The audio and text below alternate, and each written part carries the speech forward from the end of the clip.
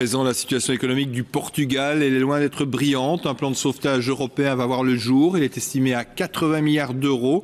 On peut donc parler d'un Portugal en crise. On le voit dans les rues. Il y a de plus en plus de SDF et une association de bénévoles tente de leur offrir un repas chaud tous les soirs. Reportage Michel Boulogne, Pascal Stevens, Gaëtan Huon et Philippe Antoine.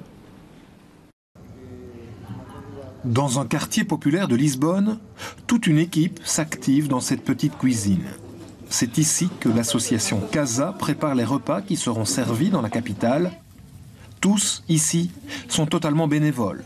Le chef, par exemple, est prof de cuisine dans une école hôtelière et son équipe du jour est composée d'un agent de métro, d'un prof d'anglais ou encore d'une physiothérapeute. Quant à leur motivation, c'est voir le sourire des personnes, c'est être bien avec nous-mêmes. La récompense pour moi, c'est ça. L'association fonctionne sans aucun subside officiel, mais elle peut compter sur le mécénat et aussi sur la générosité des uns et des autres. Cette boulangerie, par exemple, offre chaque soir tous ses invendus, de quoi fournir aussi un petit déjeuner aux sans-abri dont le nombre ne cesse de grandir au Portugal. À Lisbonne, il y a beaucoup de gens qui sont sans domicile, mais il y a des gens qui sont très pauvres. Mais par exemple, à Setúbal, c'est proche ici.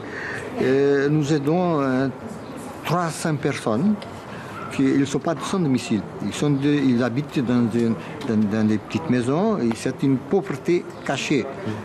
Ils avaient honte de demander la nourriture. Ils n'ont d'ailleurs pas souhaité être filmés.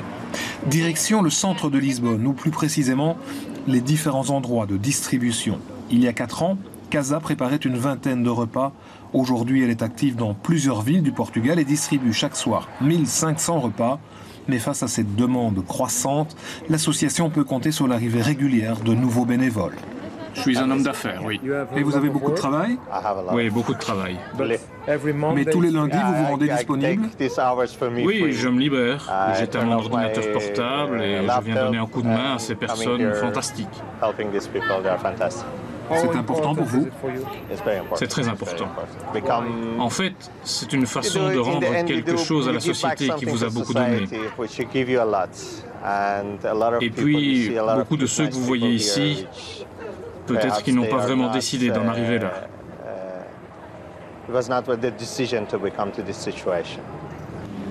Outre les repas chauds, l'association distribue aussi des vêtements et quelques produits hygiéniques de première nécessité.